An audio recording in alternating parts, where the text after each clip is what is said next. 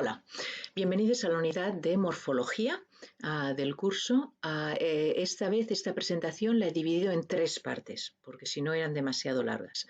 Y esta es pues la primera parte de la unidad de morfología. La morfología es el estudio de la estructura interna de las palabras, cuáles son las piezas de las palabras y cómo se combinan entre sí. La lista de palabras en una lengua es el lexicón o diccionario de dicha lengua. Las palabras son una unidad muy básica del lenguaje humano, pero resulta que es una unidad que la compartimos con otras especies que no son humanas, porque hay ciertos animales que hemos podido entrenar para que reconozcan las palabras humanas, con lo cual si las aprenden quiere decir que tendrán unas habilidades suficientes para aprender esas palabras. Tenemos a Alex, el loro, que murió hace unos años, desgraciadamente, que es una celebridad en lingüística porque aprendió más de 100 palabras. Y las palabras eran objetos, pero también eran propiedades de las palabras, tales como colores y formas, y eran también números, sabía cómo contar los objetos. Entonces Alex te podía diferenciar entre 3 cuadrados azules y 5 círculos rojos, y luego le podías decir, bueno, de todos estos objetos, ¿cuál no es un cuadrado? Y también te lo sabía decir por sustracción, con lo cual pues podíamos demostrar, o demostró, la psicóloga que lo entrenó, demostró que tenía las habilidades cognitivas necesarias para la acumulación de palabras, para la formación de un léxico, al menos para algunos tipos de palabra. La otra celebridad en el estudio del léxico en psicología comparativa es Chaser. Chaser era una perrita de la raza Border Collie que sabía más de 1000 palabras. En el caso de Chaser, las palabras eran objetos. Tenía como más de 1000 juguetes y se sabía el nombre de cualquier juguete. Tenía un montón enorme de juguetes y le podías decir, Chaser, agárrame pues el cangrejo, y te agarraba el que su entrenador lo había denominado como el cangrejo, ¿no? El entrenador no se pudo aprender los 1000 nombres de los 1000 juguetes y los tenía apuntados en el juguete mismo. Tenéis vínculos aquí que os he puesto, tanto de Alex como de Chaser. En el caso de Chaser es impresionante porque Chaser podía aprender el significado de una palabra por inferencia, es decir, por lo que también, ¿no? Por lo que no eran las palabras que ya conocía. En fin, tenéis aquí los vínculos y podéis ver en psicología cognitiva quizá las palabras son lo que más compartimos con otras especies no humanas. Yo no conozco ningún humano que sepa 1000 elementos del sistema cognitivo de la comunicación de otra especie, con lo cual pues es bastante remarcable. Bueno, cuando vamos a los humanos, el primer dato que os doy es que los estadios iniciales de la adquisición de la lengua pronunciamos palabras sueltas, no, mío, mamá, son palabras, la primera unidad que reconocemos en los bebés o en los niños pequeños como palabras hay como unidad lingüística son palabras, de aquí la importancia de esta unidad. La graduada de secundaria media sabe unas 60.000 palabras no derivadas mientras está haciendo la educación secundaria, 60.000 palabras en promedio, por supuesto. Sabemos aproximadamente 80.000 palabras a los 17 años, cuando acabamos la educación, obligatoria. Pero un adulto letrado conoce unas 120.000 palabras, incluidos nombres propios, de nombres de personas, de lugares, etc. 120.000 palabras. Claro, son muchas más que Chaser o Alex, pero claro, es que Chaser y Alex no están hablando su sistema natural, están aprendiendo el de otra especie. Entonces, de ahí pues el número, ¿no? Un léxico mental no es un repositorio estático, sino un sistema dinámico potencialmente infinito. No acabamos nunca de aprender nuevas palabras. Las aprendemos durante toda la vida. También olvidamos algunas, pero bueno, el lexicón en este sentido contribuye de manera significativa a nuestro uso creativo de la lengua, porque podemos crear nuevas palabras continuamente, no podemos crear nuevas estructuras sintácticas, por ejemplo, como veremos, o nuevos sonidos en nuestra lengua. Esto no lo podemos crear, pero sí que podemos crear nuevas palabras y lo hacemos constantemente a lo largo de nuestra vida. Como digo, también olvidamos palabras, pero también aprendemos otras palabras, aunque a veces pertenezcan técnicamente a otra lengua, pero son aún palabras. La definición de palabra es la siguiente: es la unidad mínima con significado que se puede pronunciar de manera aislada, la forma libre más pequeña del lenguaje. Una forma libre es un elemento que puede aparecer aisladamente o cuya posición con respecto a las categorías adyacentes no está completamente fija. ¿De acuerdo? Esto es lo que significa. Necesitamos una definición de palabra para saber de qué estamos hablando. Veámoslo con un ejemplo. Si digo, ¿estaba Marcos descansando o fumando? Puedo responder fumando y por lo tanto, fumando puede aparecer aislado, así que es una palabra. Es así de sencillo. En contraposición, si tenéis la frase ¿estaba el gato comiendo o comido? Ya sabemos que estamos hablando de comer, y lo único que te estoy preguntando es si estaba comiendo o estaba siendo comido. Y si entonces, quizá para no repetir ninguna información que ya sabemos, podríamos decir simplemente endo, no es ido. ¿De acuerdo? Es endo. Pues no podemos, es imposible, es lo que significa este pequeño asterisco al inicio, porque endo no puede aparecer aislado. Entonces decimos que endo no es una palabra, aunque tenga suficiente significado en este contexto, que podría facilitar la comunicación, pero como no puede aparecer aislado, pues no lo consideramos una palabra. Los objetos lingüísticos que no pueden aparecer aislados se escriben con un guión para indicar que tienen que ligarse a alguna otra pieza. Por ejemplo, en Los pájaros volaron, vemos que el significado de pájaros, que es plural, si le quitamos esa S de pájaros y la ponemos al final, conservando todos los significados, de hecho aquí estaría repetido, ¿no?, el significado, pero bueno, imaginaros que lo hago sin la S de pájaros, pues no podemos hacerlo. No podemos hacerlo porque mientras que pájaros es una palabra, esa pieza que indica plural, no es una palabra, aunque tenga significado, pero no puede aparecer aislada. Y como no puede aparecer aislada y no es una palabra, pues la escribimos, cuando nos referimos a ese elemento, lo escribimos con un guión. Normalmente, evidentemente, cuando lo escribimos está en un contexto y se escribe como cualquier otro elemento enganchado a la unidad con la que esté.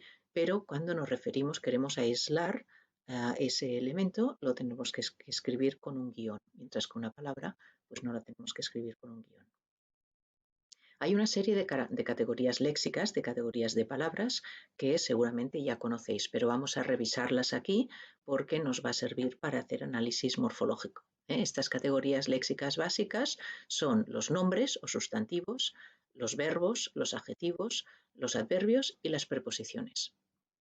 Vamos a ver cómo identificar la categoría léxica de las palabras. Será importante porque será esencial para nuestro análisis morfológico. Los nombres o sustantivos aceptan el morfema de plural. Por ejemplo, de perro, perros. Sabemos que es un sustantivo porque tiene un morfema de plural. Sabemos que ese sonido, esa S, por decirlo así, sabemos que es un morfema de plural porque tiene la forma del paradigma que se asocia con el significado plural. Tiene una forma, una sustancia, y tiene el significado. Al cambiar el morfema de género, cambia el significado. Profesor, profesora, profesore, con género inclusivo, pues cambia el significado. Cambia el significado tanto de la palabra, del referente, como el significado también pues, contextual e incluso social. Puede ocurrir con el artículo la le o el artículo inclusivo le. Por ejemplo, el coche, el profesor, le profesore, etc. ¿De acuerdo? El artículo es básicamente un morfema. Para el análisis morfológico, el artículo a todos los efectos morfológicos pues es un morfema, igual que el de plural, simplemente que lo escribimos separado, pero eso simplemente la escritura es una convención, como era una convención en fonética, en fonología y fonética, también lo es en morfología, o sea que cuidado con cómo se escriben las cosas, porque tampoco va a ser una indicación de la estructura del lenguaje. La segunda categoría es el verbo. El verbo toma morfología de persona, tiempo y aspecto. Cantaba, cantando. El adjetivo debe concordar en número y género con el nombre al que se refiere. Pues de peras, que es un nombre que tiene femenino plural, pues tenemos peras preciosas. Preciosas es un adjetivo porque concuerda con su referente, con el nombre al que cualifica, lo concuerda en los mismos, dentro del paradigma de género y número, pues con los mismos morfemas. No se ha explicado todavía lo que es un morfema, pero estará claro luego qué es y por lo tanto dejadme utilizar la palabra ahora y ya os aclararéis más tarde lo que quiero decir con morfema. Acepta morfemas de superlativo, altísimo, buenísimas, este es el morfema superlativo, y puede ocurrir con muy, muy elegante. El adverbio, que también puede ocurrir con muy propiamente, puedes decir ¿no? muy, muy sanamente o muy pronto, se identifica también a menudo en que se crea a partir de adjetivos añadiendo mente. Por ejemplo, de sano, sana, sanamente, siempre es en femenino cuando le pones mente. O palabras aisladas que no son las demás categorías sino otros morfemas. ¿Vale? Pronto, ayer, los adverbios no tienen, aparte de este mente, no tienen otros morfemas, son palabras monomorfémicas de una sola pieza, sin más morfología. Y básicamente el adverbio es que no lo identificáis por cuando habéis descartado todas las otras categorías. ¿De acuerdo? La última categoría es la preposición. La preposición es muy fácil de identificar porque no solo porque se asocia con nombres, como por ejemplo en según Pedro, según es la proposición, sino además es que son una lista cerrada que podéis memorizar. A, ante, bajo, cabe, con, contra, de, desde, en, entre, hacia, hasta, para, por, según, sin, sobre, tras. Y ya estas son esas. Yo cuando era pequeña me las hicieron aprender en los dos idiomas en los que yo estudiaba y te las aprendes y así las reconoces siempre. Bueno, pues estos son los criterios morfológicos que son morfosintácticos, ya veremos más tarde, que quiero que utilicéis para determinar si una palabra es un nombre, un verbo, un adjetivo, un adverbio o una preposición. No quiero que utilicéis el criterio de significado. Un nombre es un objeto, un lugar o un... ¿qué más podría ser? Un objeto, un lugar o una persona.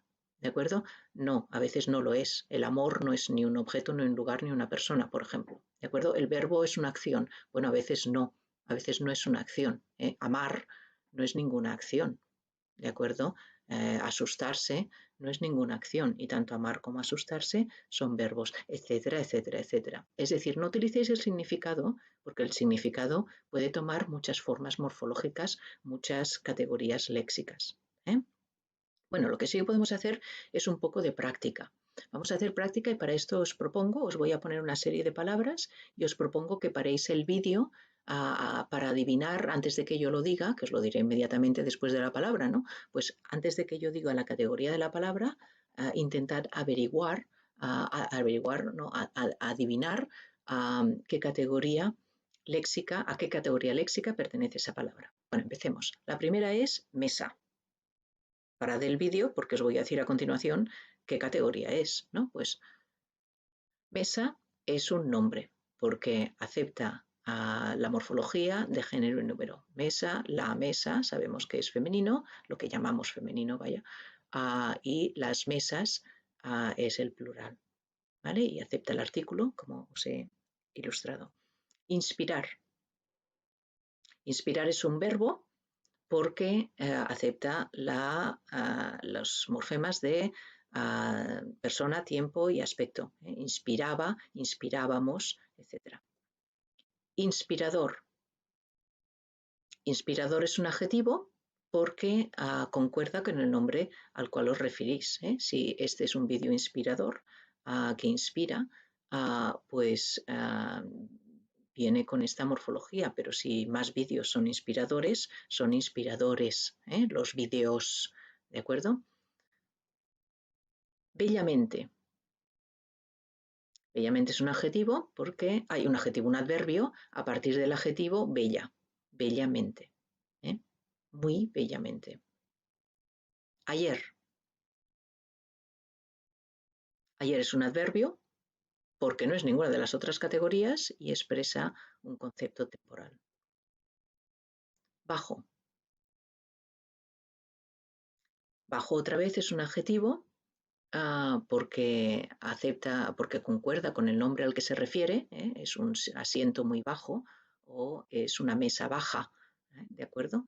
Y porque además, que no lo he dicho antes, pues puedes ponerlo en superlativo, bajísimo, bajísima. Aún. Aún no está en la lista de preposiciones, por lo tanto aún es un adverbio temporal. Construcción. Construcción es un sustantivo, la construcción, construcciones. Amor. Amor, aunque no es ni una persona, ni un objeto, ni un lugar, es un sustantivo, el amor, los amores. Entender. Entender es un verbo, entendía, entendíamos, entendíais, entenderíamos, entendiendo. Peor. Peor es un adjetivo que, aunque esté en comparativo, con morfología comparativa aquí, como es irregular, pues no se relaciona con la forma no comparativa del adjetivo, que sería malo, pero aún así pues también es peor. Peor es y peor, que es tanto en femenino como en masculino como en inclusivo. Mediante. Mediante tendríais la tentación de pensar que es una preposición, pero no está en la lista, por lo tanto es un adverbio. Negra. Negra o negro es un adjetivo, negrísimo, es un día negrísimo o es una noche muy negra. Jirafa. Aunque no pueda cambiar jirafa, jirafo, por decirlo así, es un nombre, un sustantivo, jirafas. Pelirrojo. Pelirrojo es también un adjetivo, un chico pelirrojo, una chica pelirroja, un echique pelirroje, pelirrojos, pelirrojas, según el referente, y aunque tenga dos partes, pelo y rojo, y pelo obviamente es un nombre y rojo es un adjetivo, pues la asociación entera, pelirrojo, es un adjetivo. Correveidile. Esta palabra tan curiosa que está compuesta de corre, ve y dile,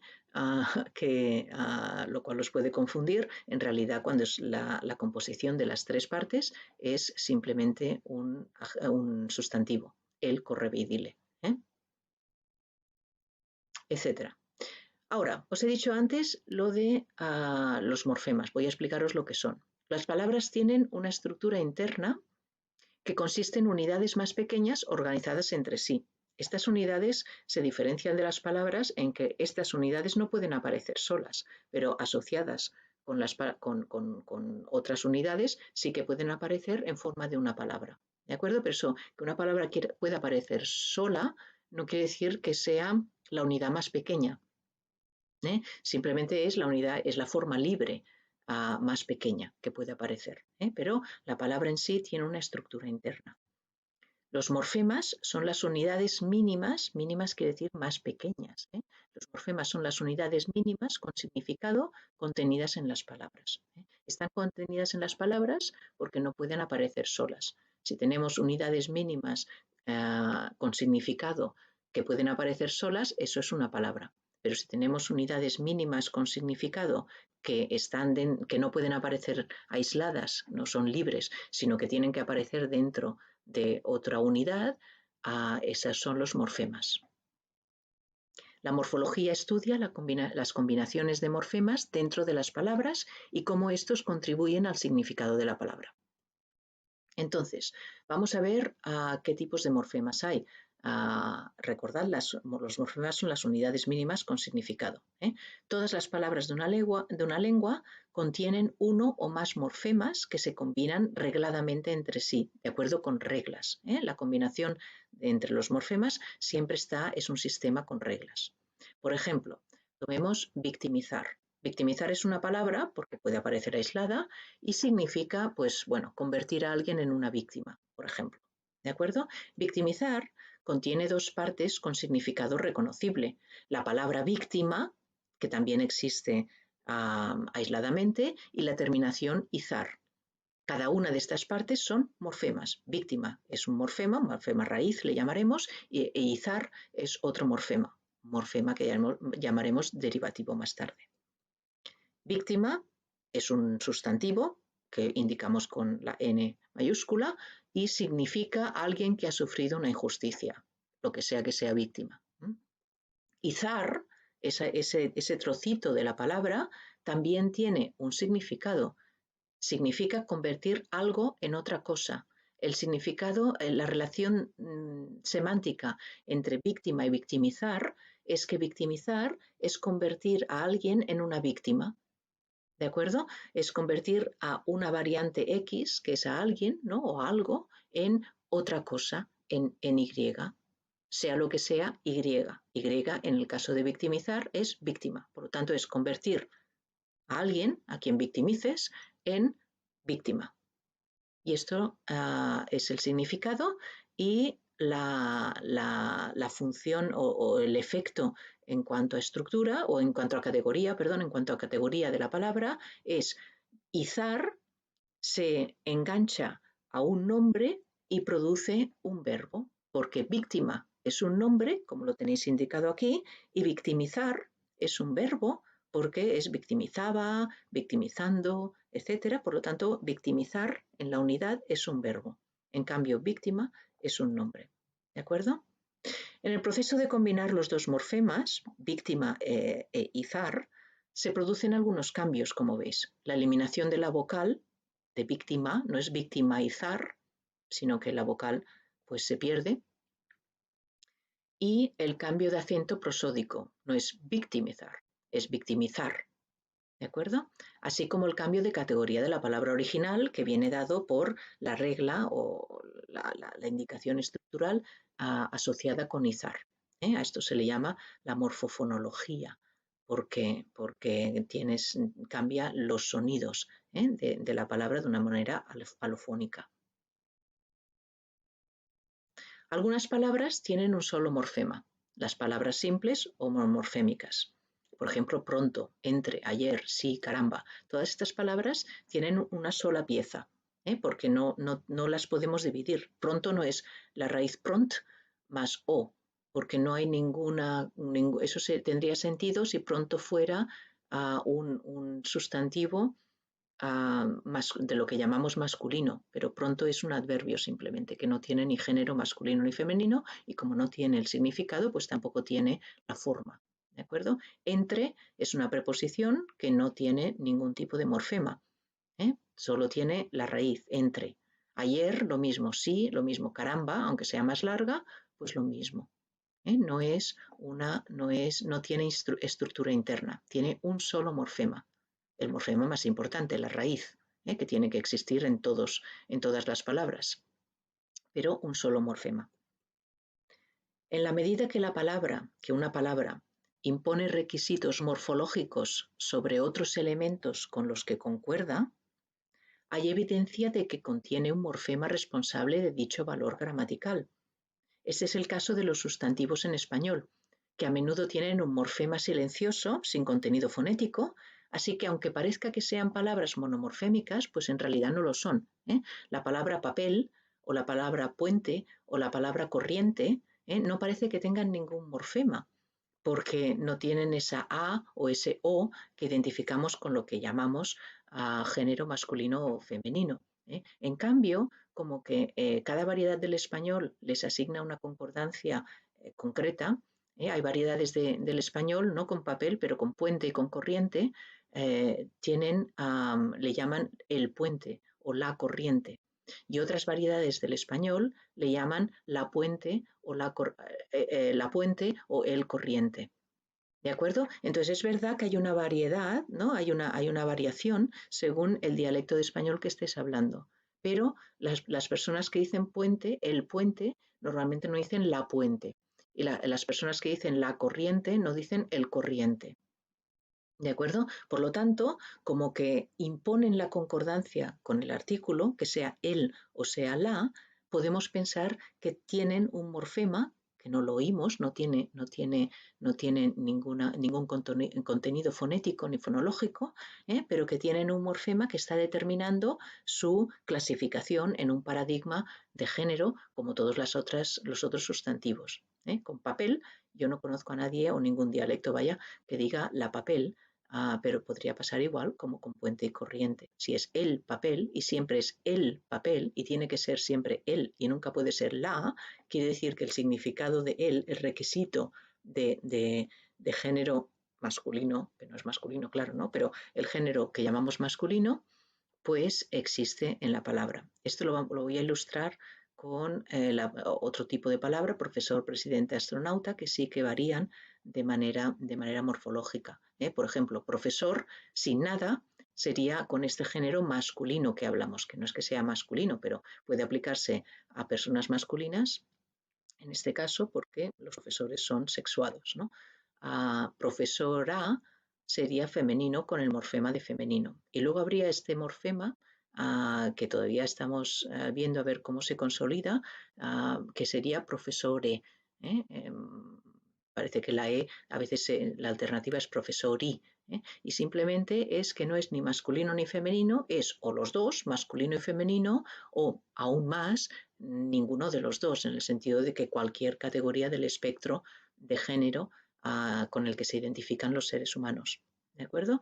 Pero igual que tenemos en profesora y profesore, reconocemos un morfema, en profesor, cuando impone el género masculino, pues debemos, por consistencia, coherencia con el resto del sistema, debemos asumir que hay también un morfema, aunque no suene.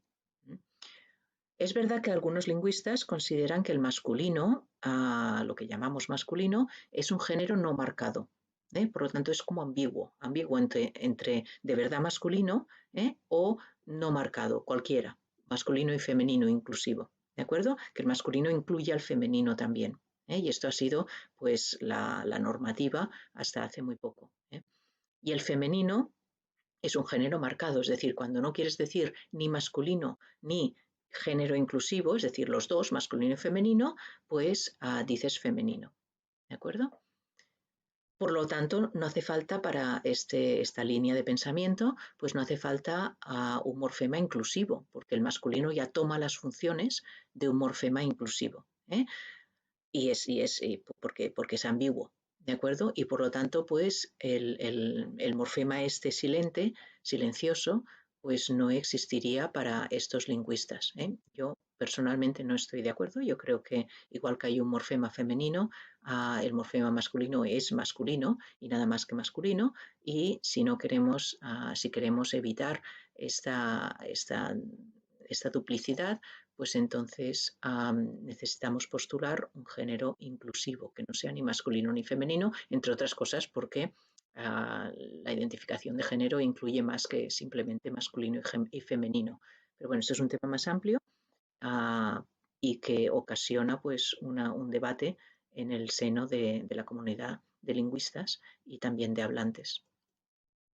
Las palabras que contienen dos o más morfemas son palabras complejas o palabras polimorfémicas. Papelera o recalibrar o autodestruir o autodestrucción. ¿De acuerdo? Y como os he dicho antes, pues incluso profesor, igual que tendría sería una palabra polimorfémica. ¿De acuerdo?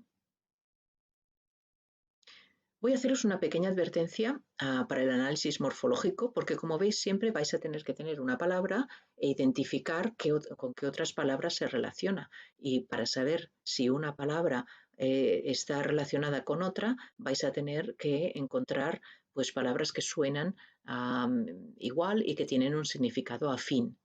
Lo que pasa que esto es muy peligroso porque podéis caer en lo que se llama una etimología falsa o una etimología popular. Os voy a dar un ejemplo.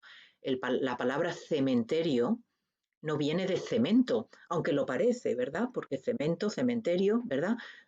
Sino que en cambio no viene de cemento, no tiene nada que ver con cemento, aunque haya mucho cemento en los cementerios, sino que viene de la palabra que era coimeterion, el lugar para dormir, de coimao, que es acostarse. ¿De acuerdo? Entonces, cuidado, cementerio no viene de cemento, aunque lo parezca. De igual manera, un soldado no viene de la palabra sol en asociación con la palabra dado. Hay un cuento, una etimología falsa, que dice que como los soldados jugaban a los dados al sol, pues se llamaban soldados, ¿no? Que eran, en realidad, de ahí viene el nombre, ¿no? Pero esto no es cierto, ¿no? La palabra soldado viene de la palabra latina solidus, moneda de oro. Y el soldado es la persona pagada en solidi, es decir, en muchos sólidos, en fin, en solidi, de donde proviene sueldo también, por ejemplo. ¿De acuerdo? Salario viene de sal, es así, pero soldado no viene de jugar al sol, sino de ser pagado en solidi.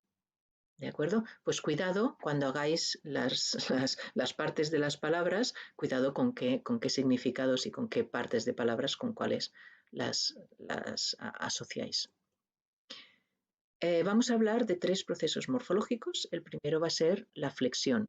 Proceso morfológico quiere decir proceso de formación de palabras. ¿Cómo podemos formar palabras?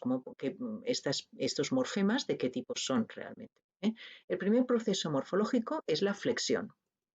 La morfología flexiva marca paradigmas, es lo más importante. Un paradigma como por ejemplo el de singular y plural o el de pasado y futuro. No crea palabras nuevas ni cambia la categoría de la base, sino que tiene una función gramatical y afecta el significado. Inserta las palabras en un paradigma gramatical, eso es lo que es importante. Por ejemplo, la palabra papel es una raíz que podemos insertar en un paradigma de género cuando le ponemos ese morfema silencioso y de número. Por ejemplo, lo vemos cuando está en plural. Papeles. ¿De acuerdo? Si el morfema de número es singular, pues será también silencioso y acabaremos con una palabra que parece igual que la palabra no flexionada, pero que no lo es porque tiene esos dos morfemas silenciosos. ¿De acuerdo? En comprar lo mismo. En comprábamos viene de la palabra comprar, la raíz comprar, que se asocia con el morfema de tiempo y aspecto, compraba, y luego con el morfema en el paradigma de persona y número, comprábamos. Y esta es la estructura interna de una palabra con flexión. Existen afijos de flexión verbal, persona y número, tiempo y aspecto, y de flexión nominal, género y número. Son un conjunto finito ordenado en patrones fijos, un paradigma.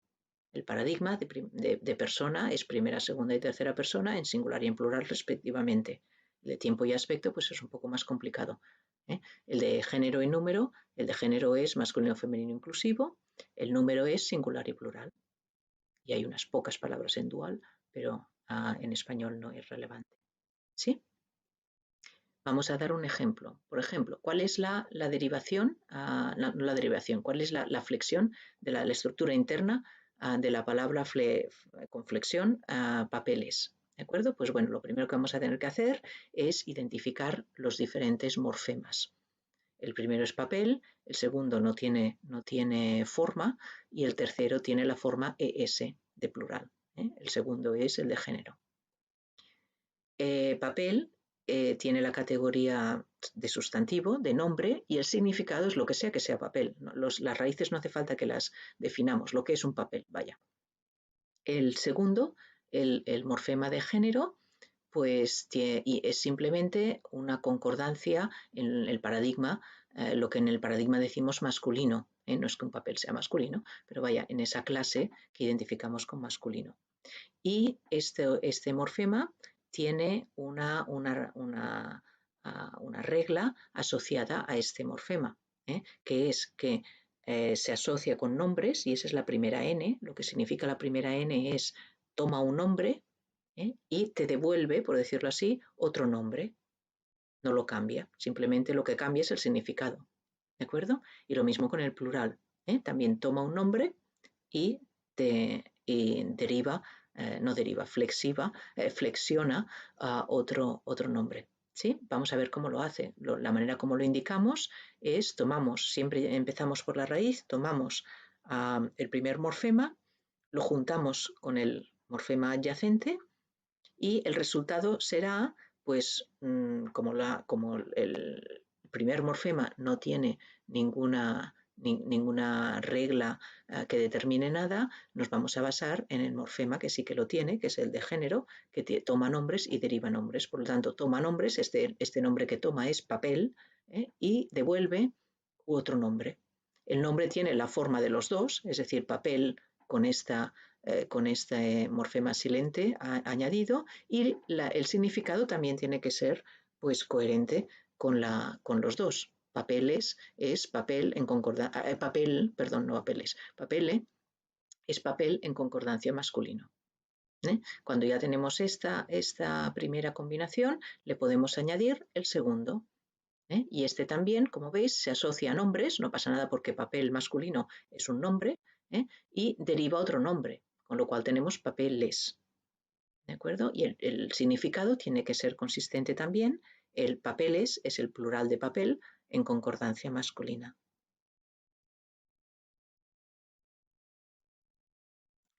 Vamos a hacer un ejercicio. Aquí creo que podéis parar el vídeo y vosotros mismos con papel y lápiz o bolígrafo podéis hacer el árbol morfológico de estas dos palabras. La primera será comprábamos y la segunda felicísima. Así que por favor parad el vídeo porque a continuación os voy a dar la solución. Paradlo aquí para poder hacer vuestro ejercicio y luego lo comparáis con la solución que os voy a poner. Pues lo paráis ahora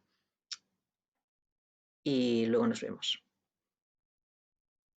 A ver, vamos a hacer comprábamos. Comprábamos es un verbo porque tiene morfología de persona y número y de tiempo y aspecto. Comprábamos, el pretérito imperfecto de indicativo es un verbo. Y el significado es lo que sea comprar, ¿verdad? Está en pasado, en pretérito imperfecto, pero lo he puesto aquí simplificado, y es la primera persona en plural, nosotros comprábamos.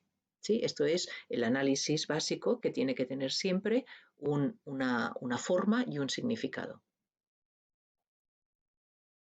Estos son los tres morfemas que encontramos en la palabra comprábamos. El significado de comprar, el significado de pretérito imperfecto y el significado de primera persona en plural. ¿De acuerdo? El significado de comprar está encarnado en la raíz compr. El significado de pretérito imperfecto indicativo está en el morfema aba, y el morfema aba es parte de un paradigma, el paradigma de tiempo y aspecto, que se asocia con verbos y no cambia la categoría, simplemente pues devuelve verbos, ¿no? Y mos es un morfema que es parte del paradigma de persona y número. En este caso es la primera persona del plural, que también se asocia a verbos y devuelve verbos. Entonces vamos a construir el árbol.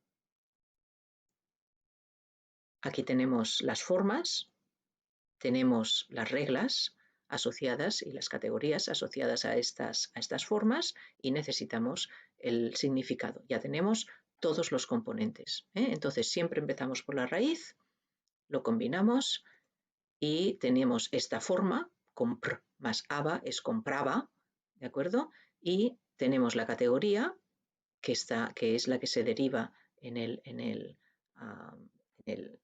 la regla del morfema, y el significado. Es comprar en pasado, porque aba es el verbo, sea el que sea al que te asocias, en pasado, en pretérito imperfecto de indicativo en este caso. Pero bueno, lo simplifico aquí un poco, ¿no? Bueno, pues tenemos este nodo, este nodo que es un verbo, y lo asociamos con el último de los morfemas, el de persona y número. El resultado es comprábamos con todos los morfemas que hemos puesto juntos. Tenemos un verbo como resultado porque mos, que es el último que determina la categoría, pues se asocia con verbos y devuelve verbos. Y el significado nos falta, ahí lo tenemos, comprar en pasado, primera persona del plural. ¿Sí? Y este es todo el análisis morfológico de esta palabra comprábamos, porque tenemos la forma, tenemos la regla o categoría y tenemos el significado, y lo tenemos integrado en un árbol que nos indica de qué manera se están uniendo estas piezas. En felicísima, muy feliz, vamos a hacer lo mismo, Por tanto, si no lo habéis hecho antes, podéis parar el vídeo ahora, porque a continuación voy a daros el resultado, la respuesta a cómo hacer el análisis morfológico y su árbol. Tenemos feliz, ísim y a. Estas son las tres partes de la palabra felicísima. Las tres partes del significado son feliz, un morfema que significa muy, el adjetivo al que se una, que en este caso será feliz, ¿de acuerdo? Pero muy adjetivo, es decir, muy lo que sea que te unas, y luego a, que es este género femenino, que llamamos femenino, que es el paradigma de género de los sustantivos y adjetivos, ¿sí?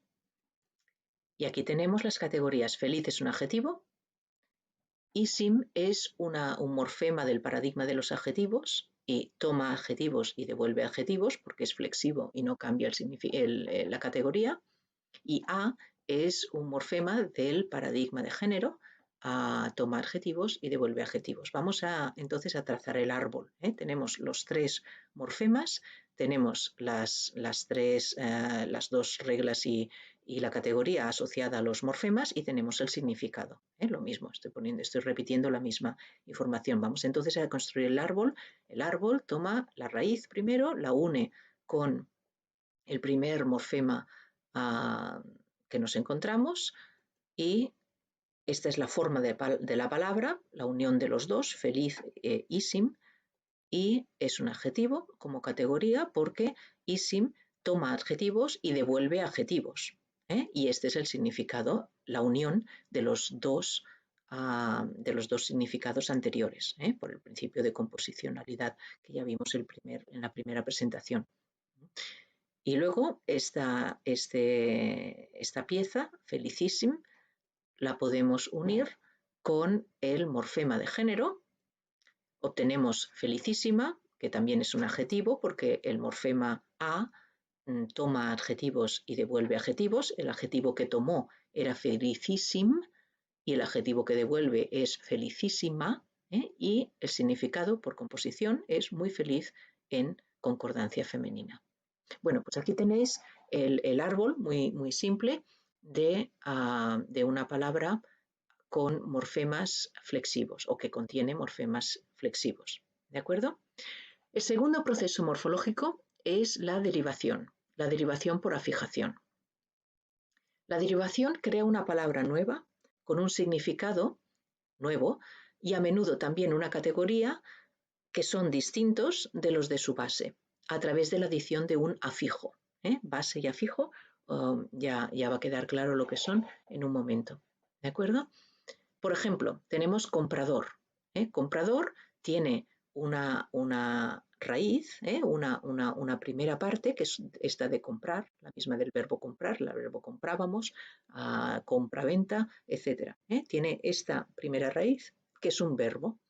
¿De acuerdo? Y luego tiene este morfema, que en este caso no es flexivo, sino derivativo, que es comprador, y aquí estoy ignorando cualquier flexión, comprador, que es un morfema que se asocia con verbos, toma verbos y te devuelve un nombre. Convierte esa raíz verbal en una raíz, en una palabra que es un nombre o en un sustantivo. ¿De acuerdo? De tal manera que comprador es un nombre, porque compr era el verbo y comprador es el nombre que se deriva. ¿Sí? Y el significado lo mismo. Él tiene que ser coherente. Entonces, si compr tenía un significado de lo que sea comprar, las raíces nunca las definimos. Decimos, bueno, compr es, bueno, comprar, no vamos a decir el acto de entregar dinero a cambio de no sé qué, pues es demasiado largo, ¿no? Entonces vamos a decir comprar. Pero los morfemas tienen un significado que no es demasiado largo y este sí que lo identificamos porque además es constante a todas las palabras con las que se asocian. Entonces, dor tiene un significado que siempre es abstracto, siempre contiene una variable. La variable es la palabra a la que se asocian. ¿Sí? Pues dor tiene un significado, es agente del verbo al que me asocie. En este caso es comprar. Por eso, cuando pones los dos morfemas juntos, comprador es el agente de, ya no pones V, pones comprar, porque V era el verbo comprar. ¿Sí? Entonces, compr es lo que llamamos una raíz, el morfema más básico de la palabra y es el primer morfema al que se le adjunta otro morfema. Siempre empezamos nuestro árbol por la raíz. Una palabra necesita tener una raíz, de la misma manera que una sílaba, si os acordáis, necesitaba tener una vocal, pues una palabra necesita tener siempre una raíz que dé una categoría a la palabra. ¿De acuerdo? Tiene una categoría léxica asociada y un significado. Es eso, lo que es una palabra es simplemente un significado que está con una forma que tiene una categoría léxica. Nombre, adjetivo, adverbio, etc. Lo demás, el otro, es un afijo, le llamamos un afijo. Es un morfema que se adjunta a una base. Ahora definiremos base. Tiene una regla asociada, no una categoría léxica, una regla, porque como siempre se asocia a algo, siempre te va a decir, voy a hacer algo con esa cosa con la que me asocio. ¿Sí? Y esa regla asociada especifica a qué tipo de base se puede adjuntar y qué categoría resulta y un significado. ¿De acuerdo? Y la base es la pieza a la que se adjunta un morfema. Esta pieza puede ser una raíz o una raíz con un morfema anteriormente adjuntado. Como por ejemplo, compradores, es el morfema de plural que se adjunta a comprador, que en sí mismo tiene dos morfemas dentro. ¿De acuerdo? Pero la base de es comprador. ¿Sí? De la misma manera que la base de dor es compr. Pero no confundáis la base con la raíz. ¿De acuerdo? Las raíces se pueden hacer una lista de las raíces. No podemos hacer una lista de las bases porque las bases depende de lo que ya le hayas puesto a la palabra ya. ¿Sí? Espero que esto quede más claro cuando hagamos más práctica. Bueno, hay 4 tipos de afijos. El primer tipo le llamamos un prefijo. Un prefijo es un afijo que se adjunta al frente de la raíz. ¿De acuerdo? Tenemos una raíz y todo lo que hay delante de la raíz le llamamos prefijo. Re, hacer. Des, leal. Im, posible. Todos estos, re, des, im, son prefijos. Los sufijos son los afijos que se adjuntan detrás de la raíz. Lo que importa es en qué posición está el morfema con respecto a la raíz, delante o detrás. El sufijo es un afijo que se adjunta detrás de la raíz, vividamente.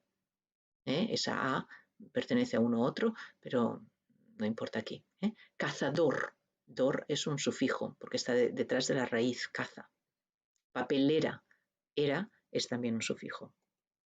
Un infijo es un afijo que se une a su base rompiendo la raíz. No tenemos en español infijos, pero sí que existen muy productivamente en otras lenguas. Aquí tenéis un ejemplo de Tagalog. En Tagalog, takbu es correr.